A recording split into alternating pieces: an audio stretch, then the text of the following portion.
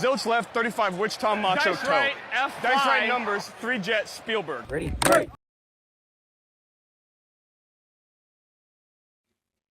All right, welcome back to the Pre-Snap Pressure Podcast, episode 25.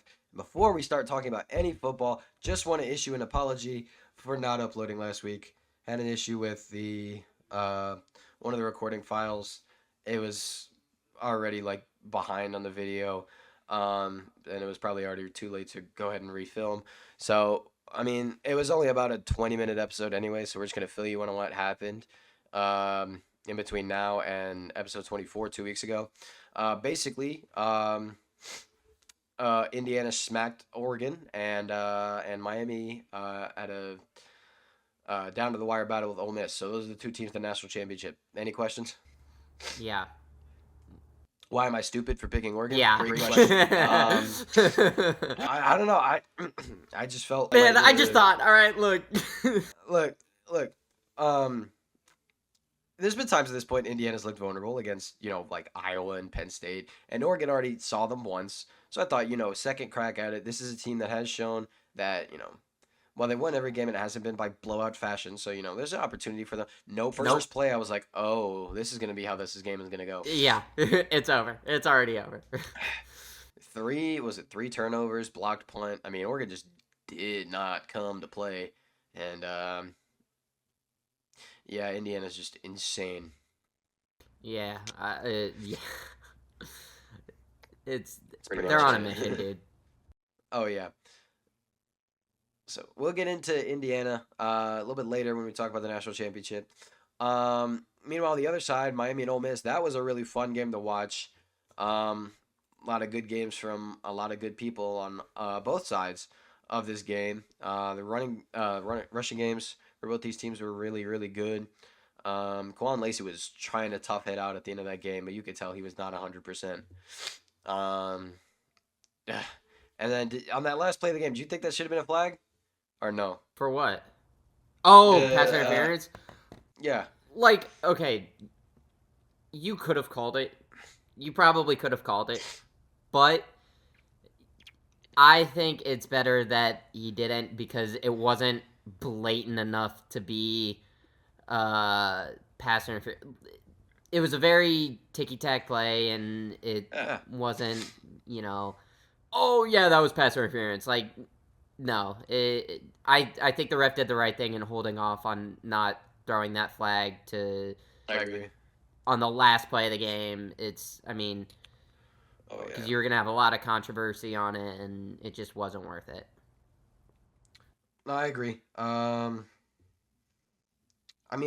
this is my philosophy. If you get down to the end of the game and you require a penalty to win, you put yourself in that position. Yeah, no.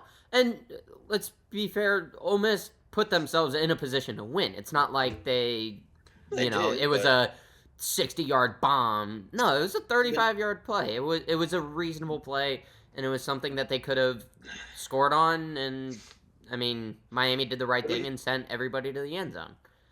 But if you think about it, you're the team who let Miami score 14 in the fourth quarter. You're the team who missed the field goal in the fourth quarter.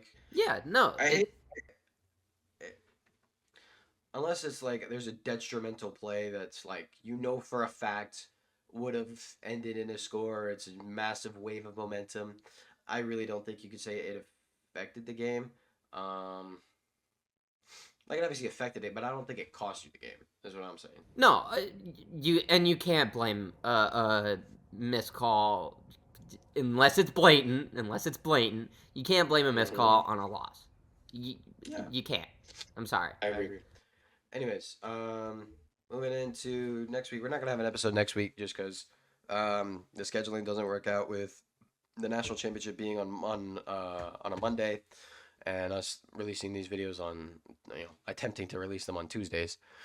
It just doesn't make sense to do a preview and then have that release after the game. So we're just going to talk about it right now. Right now, Indiana and Miami. Home game for Miami. It's in Hard Rock Stadium. Even though technically they're the away team, but yeah, home game for Miami. Indiana's been looking just unstoppable in this playoff run. They blew out Bama. They blew out Oregon. does the domination continue against Miami, or have they finally met their match? What do you think? It's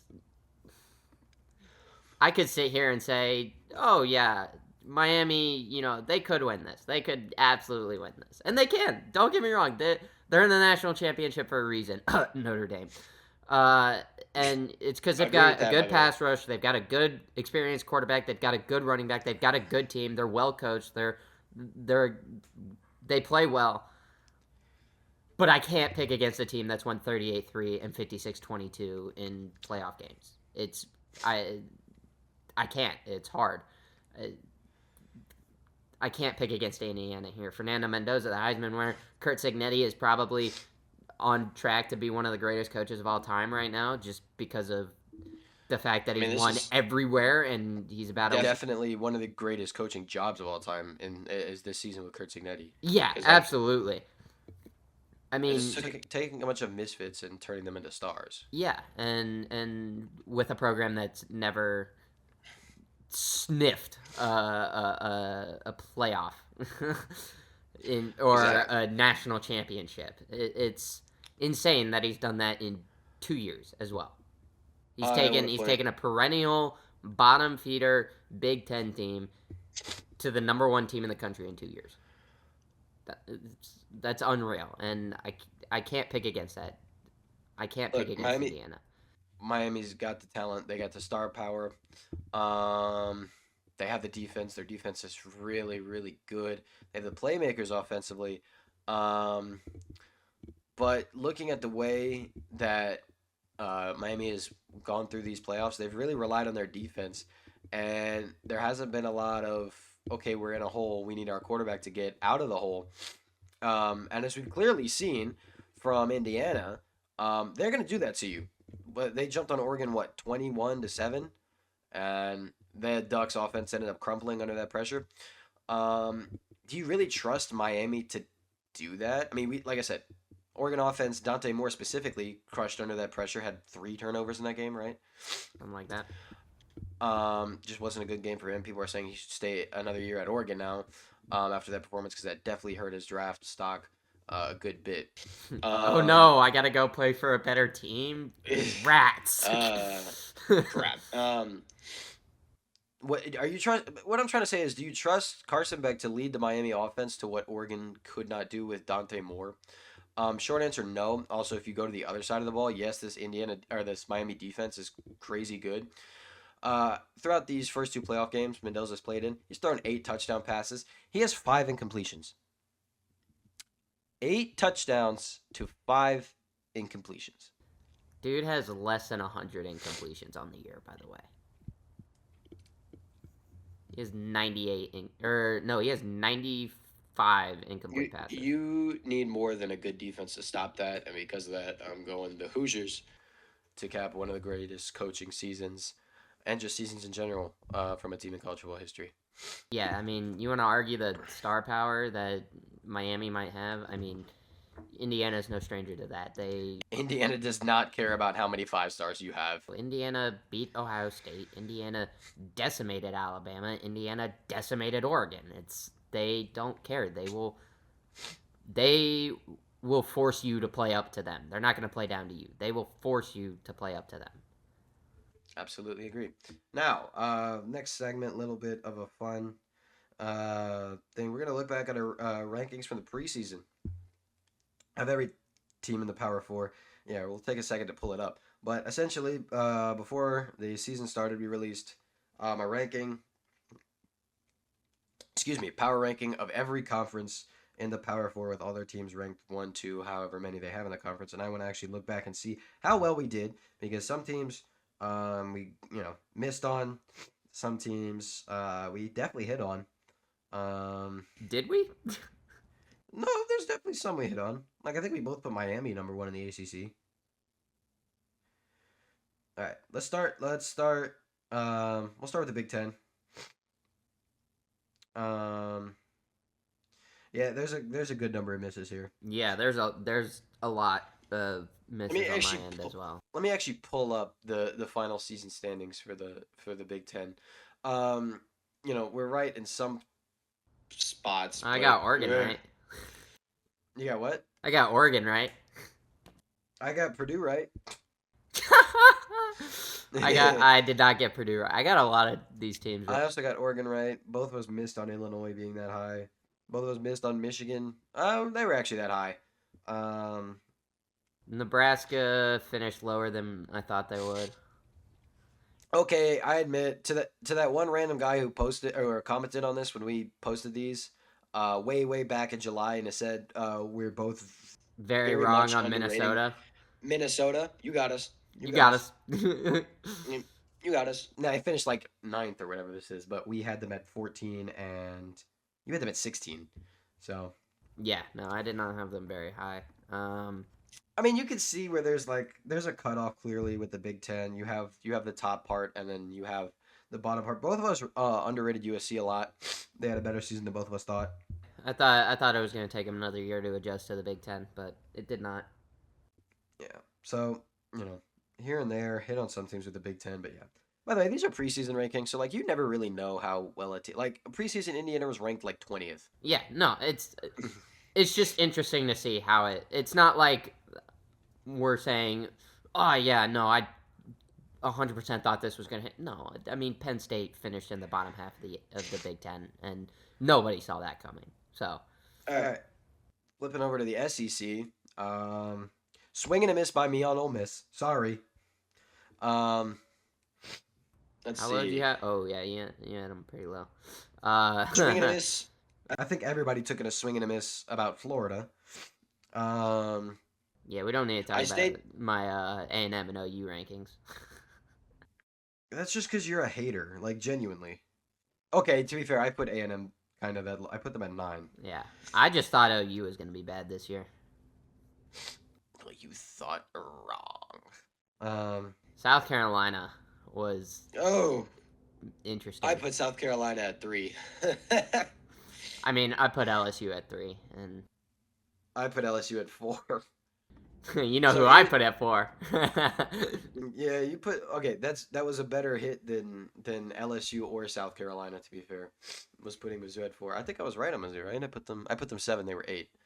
Was 1 off of Georgia. Very wrong about Ole Miss. Very wrong about A&M. Was 1 off on Alabama. 3 off on Texas. I had them 2. Decently close at Oklahoma. On Vandy. I don't regret putting Texas 1. I think that's where they're going to be next year. Of course you would say that. Because why wouldn't you? Why wouldn't I? Yeah. Why wouldn't I, Nick? Yeah. I don't know. Maybe because they landed the top receiver in the transfer portal, one of the best running backs in the portal. Their quarterback is actually playing like a star quarterback. We don't need to talk about the offensive line. I was saying, don't you still not have any offensive line? We don't need to talk about the offensive line. Your main problem was offensive line last year, and you just did not address it. Did not address it in the slightest bit. Look, we'll talk about that all in a sec too. Let's go ahead and move on to the ACC. Dude, I'm not even upset at wherever I put any ACC team because that was I'm not either. One of the weirdest conferences. We both had Clemson at 1. Okay. Oh God. Cade Klubnik, I don't even know what happened to bro. Yeah. Same with Nussmeier. Same with Allen. We both really missed on Virginia. Good job, Cavs. Wake Forest actually had a good year too. They did. They didn't. They weren't a bottom feeder. Oh, I missed really bad on Syracuse, but they got decimated by injuries. To be fair, but I still think I missed on them. Good. Okay, but I did say at the start of the year that Syracuse losing to Tennessee, I felt like was going to determine their season, and it did. It did. It really did. I mean, these aren't too bad. I don't see really any. Oh, Pitt. We both missed on Pitt pretty badly. I had them 11. You had them 12. Did I really? Yeah. I thought Same could go for Cal. I had them 13. You also had them 13, and they were what is that, 8? So, but this is like Ryan said. This is a weird conference. So, like I said, I don't think anybody could have predicted the fallout Clemson was gonna have. So, all right, moving on to the Big 12. Again, another weird conference. Um, Nate, hashtag curb hype. hashtag, yeah, hashtag curve hype. I actually don't have these on me, so you're gonna have to explain to me what exactly we did wrong here. All right, let's see. Arizona State, we were both wrong on. Yeah, I'm pretty sure they were both one, right? Yeah, Iowa State, we were Didn't we both wrong have on. Colorado in the middle of the pack? Yeah, we did have I feel like that Colorado. was Did something they we really did. finish? Oh my God, they finished so bad. Oh, they went 3-9. We both had. Actually, I had Oklahoma State higher than you. You had Oklahoma All of State. all of these teams, except for maybe the top 2 or 3, and then the bottom 3 or 4, I feel like are not very far apart. We were both wrong on Houston. That's the main one. Like, I'm gonna say Yeah. this: Arizona State, Iowa State, and Kansas State. They were all supposed to be great this year. Oh yeah. Really, only Arizona State panned out between them. So I'm not Like I really said, focused on them.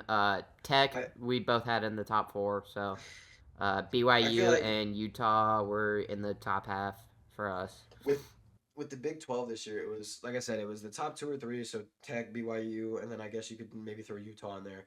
Um, pretty good gap. You know, Houston all the way down to about like maybe Baylor or Kansas, and I feel like there was another gap, and then it was the bottom 4. Yeah, I mean, Actually, no, no, Houston no, and no. Lower that, Arizona.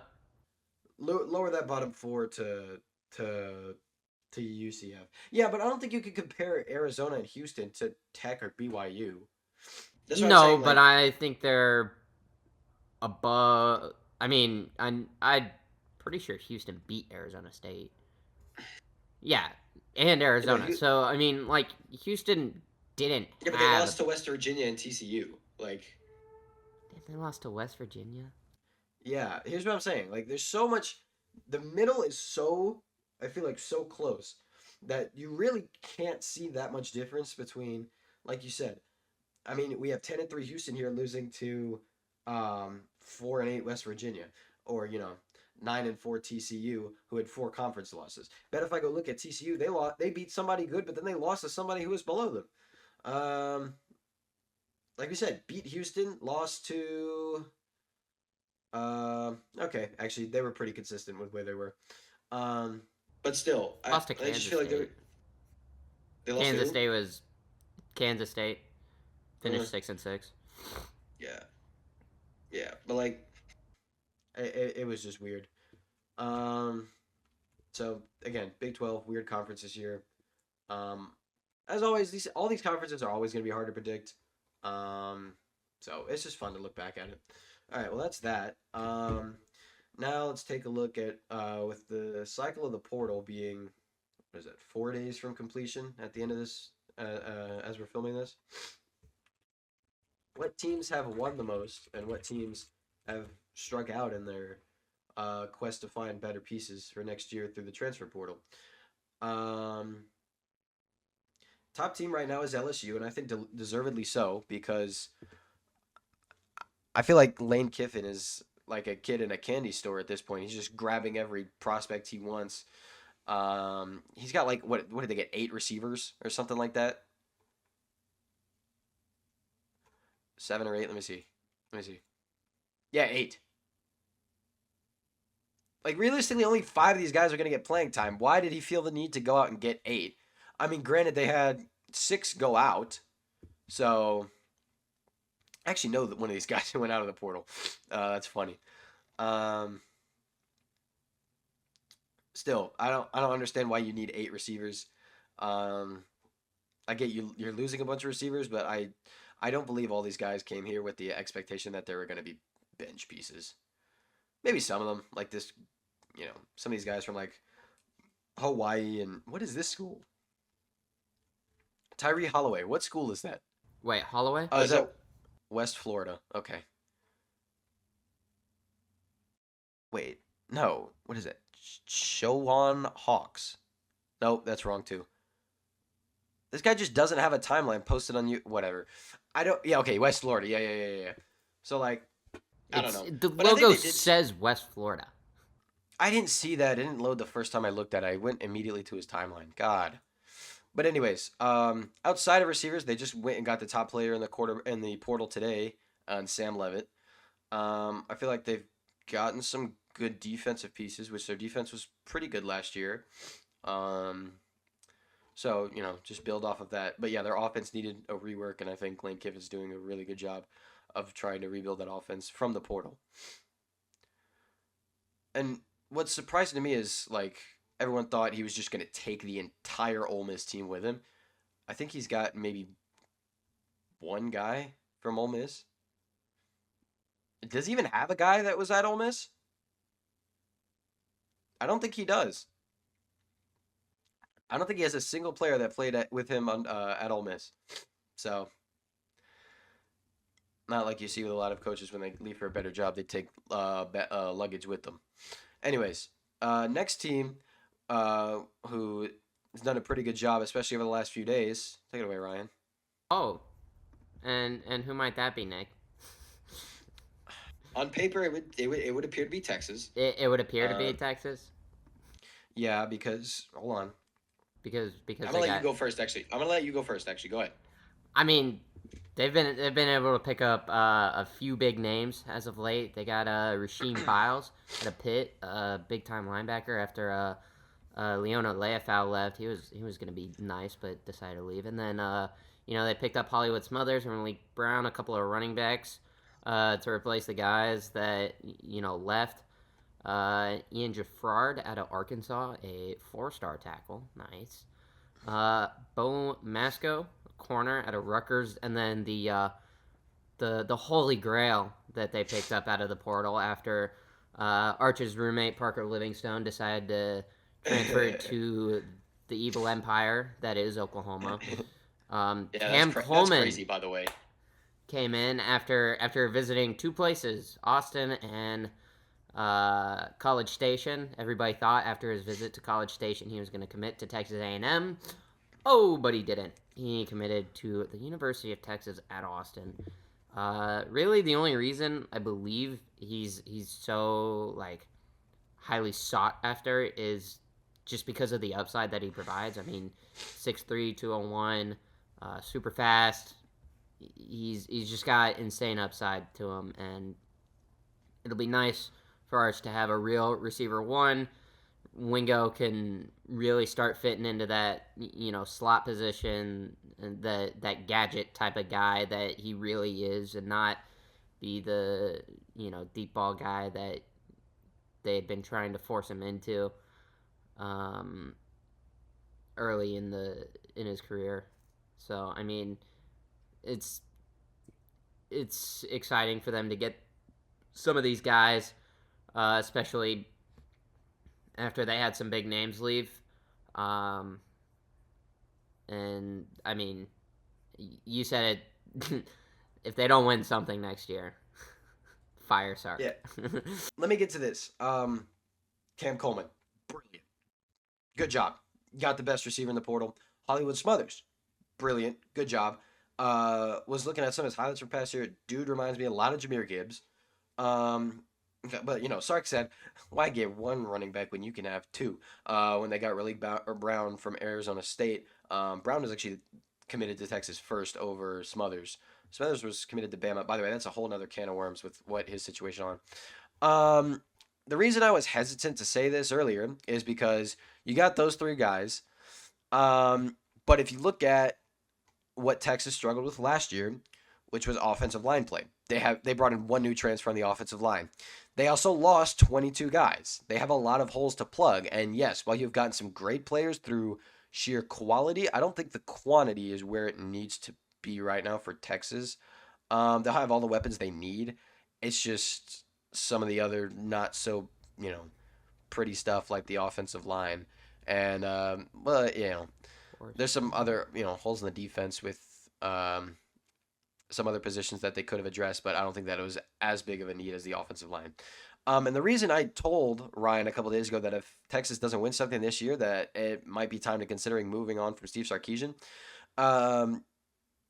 Reports have come out that this roster is pushing $40 million for Texas in terms of NIL money. You got all that and you can't win a playoff game? let alone make the playoffs. Something got to change.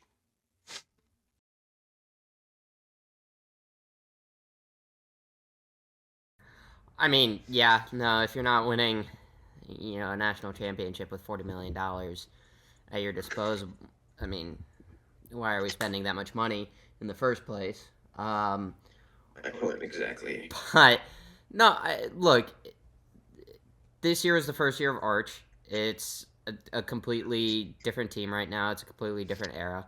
They gotta figure out. They had to figure out how to play with the guy first, and you know he had to figure out how to play because somehow his footwork wasn't there earlier in the year, which was a little bit frustrating. Because how are you a Manning and you don't have footwork? But it's they lost 2 games early this year that pretty much, I mean, screwed over their entire season. You can include the loss to Georgia, but we all knew that one was going to happen. We all knew, maybe not to the extent that it did happen, but it was going to happen. I mean, I had chalked that one up to a loss at the start of the year. The Florida game, that was really the turning point of the year, I feel like, where this, I mean, unfortunately, it was after they had lost, but it was kind of just like oh, all right, so what are we going to do now? I mean, that loss was just ugly, and if they go back and play that game right now, I think Texas wins 49-0.